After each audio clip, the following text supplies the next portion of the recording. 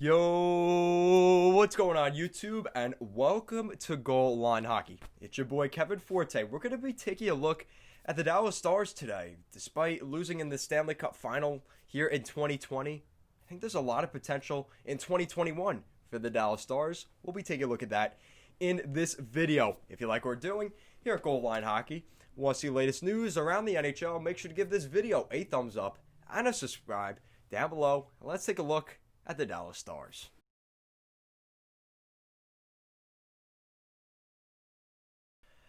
Alright, so before we get too far into this video, I just want to give a quick plug to our Instagram and Twitter handles at goalline_hockey. Links will be in the description down below as well as throughout this video. Alright, so with that out of the way, let's take a look at the Dallas Stars, a team that just went to the Stanley Cup Final, Western Conference champions here in 2020, beating out the Vegas Golden Knights, who a lot of people had as a Stanley Cup favorite this year. They are a legit team, and I think a lot of people would be writing them off next season, and I don't blame you because a lot of these guys are continuing to get older, but I think the Dallas Stars have the potential next season to go back to the Stanley Cup Final and win the Stanley Cup. And I'll be talking about that here. All right, so let's take a look at the Dallas Stars lineup. First line, you have Jamie Benn, Tyler Seguin, and Alexander Radulov. That's a very solid top line, let's be honest, as Jamie Benn has started to show he is turning the corner. After winning that Hart Trophy a couple years ago, he started to regress a little bit after that season, and since then, he has continued to build his way back up, especially this season. Tyler Seguin, we know how good he is, and let's also remember, throughout this playoffs, he had like a broken wrist, broken ribs.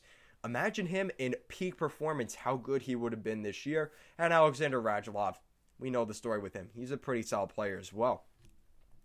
Second line, you have Joel Cavaranta, who is really Yoel Cavaranta. Some of you have mentioned that, so I apologize to you, Yoel. Yoel Cavaranta really came out of the scene here in the playoffs. If he has the potential to be a top six forward long-term for the Dallas Stars, it doesn't matter that some of these guys like Jason Dickinson and Radek Faksa fell short of that because Yoel Cavaranta just slips right into that. And then you have Joe Pavelski centering that second line as well as Denis Gurianov on the wing. Third line, Justin Dowling, Rupe Hintz, who we've seen he is a very solid player for the Dallas Stars and really a sign of the depth there, really solidifying himself as that third line center for the Dallas Stars. And Jason Dickinson, kind of a bust first round pick, but he's still a decent player nonetheless. And then the fourth line, you have Andrew Cagliano, who I thought was a huge addition for the Dallas Stars. I loved him in Anaheim. He's an Iron Man. He had one of the biggest Iron Man streaks in the NHL in terms of consecutive games played. Radek Faksa centering that line.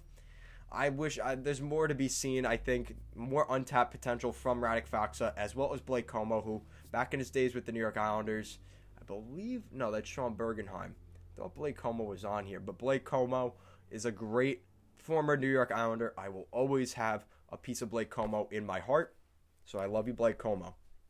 And looking at the defense, Esa Lindell and John Klingberg are that top pair, which we've seen is a very productive pair for the Dallas Stars. And then you have Jamie Alexiak, who came back to the Dallas Stars after a couple of seasons around the league. He comes back to the Dallas Stars, played very well for the Stars, and he fits really well with Miro Heiskanen, so we're going to see that continue. And then we start to see the youth come in, as we see Thomas Harley, a former first-round pick back in the day. He should be slotting into the lineup for the Stars. And then you have Mark Pysyk, who you picked up this offseason. So let's get into the best part, probably, of this Dallas Stars team. Maybe their biggest asset, which is their goaltending, as you have Ben Bishop returning, as well as Anton Khudobin.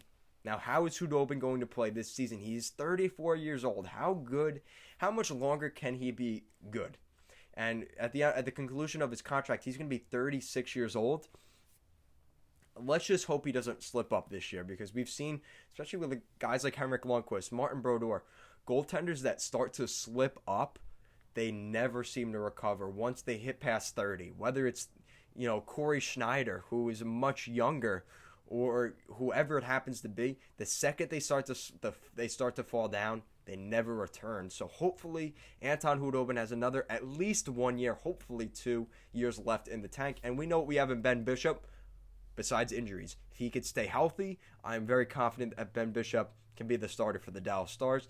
And let's not forget, they're still paying Steven Johns and Martin Hansel, who are on the IR. Hopefully Steven Johns returns. We saw him in spades last year, but he's one of those guys. It's going to be a wild card, especially with Steven Johns. I think Martin Hansel's career in the NHL is finished. They really messed up with that signing. And let's take a look at the Dallas Stars on Cap Friendly, just to take a look at where they are at right now. Let's see. This is bad on my end. Apologize for that. All right, so they've got a little over $6.5 million left in cap space. They have their first, second, and third round picks for the next 3 seasons. And they still have to sign Denis Gurianov and Rupe Hintz. I tried to roll that little Rupe there. So they're both 23 years old. They both need to be re-signed.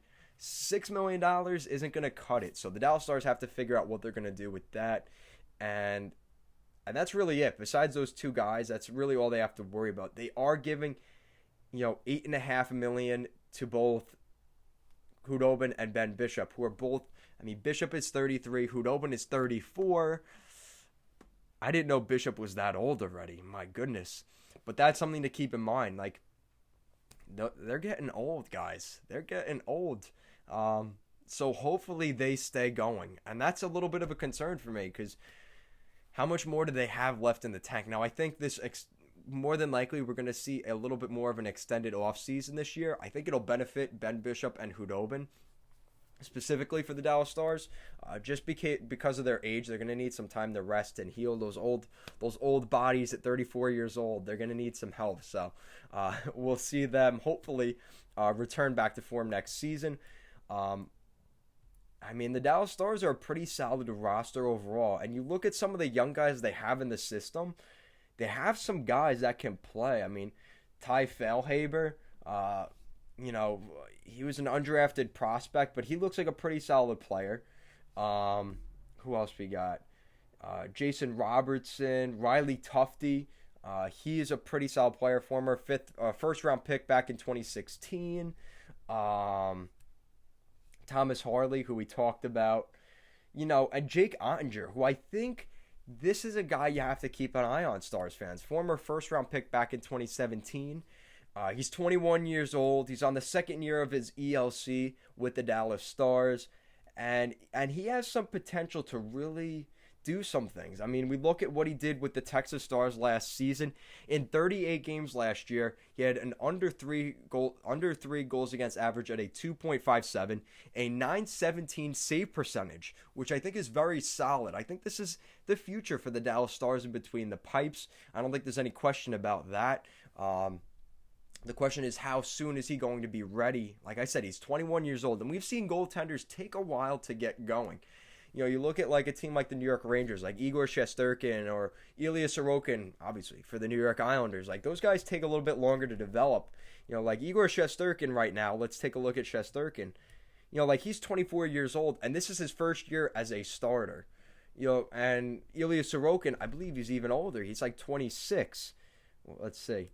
Yeah, Sorokin is 25 years old. So these guys, they're at a point now in their careers where they're ready to become a starter. And that seems to make sense, because by the time Bishop and Khudobin's contracts ends in the next 2 to 3 years, we're going to see Jake Ottinger become the starter. And if you look, it actually sets up perfectly for Jake Ottinger, because let's say, okay, so both of those guys, Ben Bishop and Anton Khudobin, their contracts are over in 3 years. Yikes. So 3 years. So that means we're going to see, he's going to be 24 years old, Jake Ottinger, at that point. And by then, he's going to get NHL experience in spades. I think he's going to be, because I honestly don't think the Dallas Stars plan on having Khudobin and Bishop as their starting tandem in 3 years from now. Let's just be honest. This is one of or both of those guys will be bought out by that time, and Jake Ottinger will become the starter in Dallas.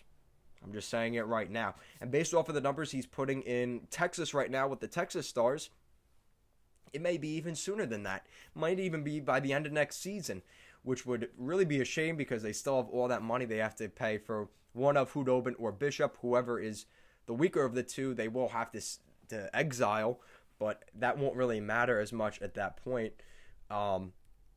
But I really like the Dallas Stars. I mean, you have guys that are good depth players. You look at Andre Sekera, Jamie Alexiak. Once we see a guy like Steven Johns come back, I think he's a great player as well. And we got to remember, in 2023, John Klingberg's contract is up, and he's making a little over $4 million. So he's going to get a big pay raise. I don't see him at 30 years old taking anything, less than 8. Because he's going to be a very sought-after defenseman. I think the Dallas Stars will keep him, but they're going to have some big cap situations over the next couple of seasons. And when you're still paying guys like Sagan and Ben the money that they're getting, it's going to come back. So we'll see how it goes for the Dallas Stars. Like I said, I think the Dallas Stars, call me crazy, I think they're going to be one of the top contenders once again in that Western Conference. I don't think this was a one-off situation. We've seen the Dallas Stars for the past couple of years. They're always in that conversation as a team that can compete in the Western Conference. Let me just look at their playoff history. Because this is a team that, we've seen they have the potential. They have the players. Like, this is what I've always talked about with the Dallas Stars. They are one of those teams that they have, there's been questioning of, is Tyler Sagan, Jamie Benn, and Alexander Radulov as leaders, how good are they as leaders? That's always been brought up to question. Are they like legitimate superstars? And I think we saw this season that they have that potential. And I think they're starting to mature. Sagan's only 28 years old. Ben's a little bit older. He's 31. And I think Joe Pavelski really helps with that as well. He's a really good depth piece that they added. And I think that last season, I think the Sharks really messed up. They really lost out a lot when they lost Joe Pavelski. And he's done nothing but do great things for them. We look at the last couple seasons. 1, 2, 3, 4, 5. So in the past 5 seasons, they've made the playoffs 3 times. In 2016, they won the first round but lost to the Blues in the second. They didn't qualify for the next 2 seasons, remember. And then in 2019, they won in the first round against Nashville, and then they lost in the second round to the St. Louis Blues. Now remember, the St. Louis Blues won the Stanley Cup that year, and they lost in 7 games. So who knows? Dallas may have gone on a run last year had they beaten the St. Louis Blues in that Game 7. And that Pat Maroon goal doesn't happen.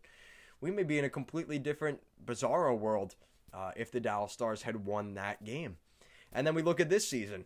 They win, they finished, third in the round robin seeding. They win the first round against the Flames in 6.